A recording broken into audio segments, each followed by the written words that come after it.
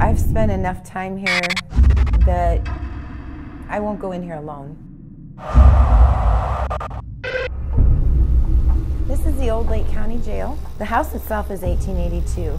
The original jail that was built was taken down, and there was an addition added onto it in 1909, and there was a further addition onto the jail in 1928. Well, the claim to fame is John Dillinger. He was brought here in 1934. He was here about 3 months before he made his famous escape.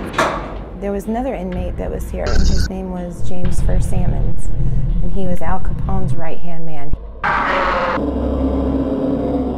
The jail stayed open until 1974.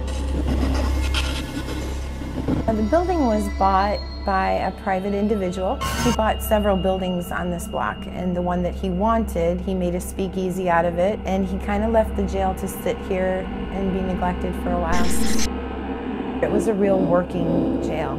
So during the time it was open, there were homicides, suicides, there were hangings within the cells. And we started coming in here with equipment that we could measure activity with. We found that there was quite a lot of activity going on in the jail. You do get the feel somebody's watching you. This connected the jail to the 1928 addition.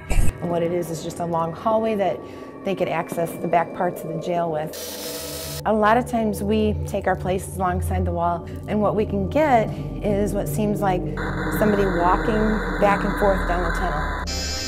But every now and then, you get where you turn your head and there is something right next to you.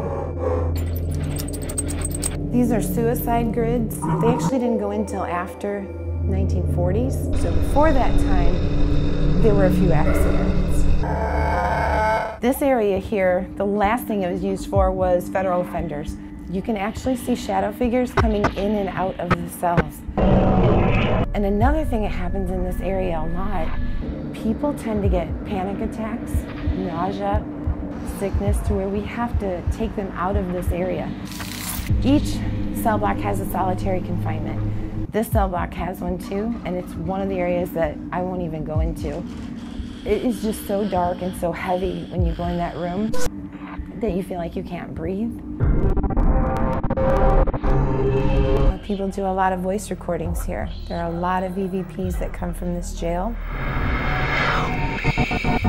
I've seen enough to realize that a lot of things happen that you know you're seeing, but you can't explain.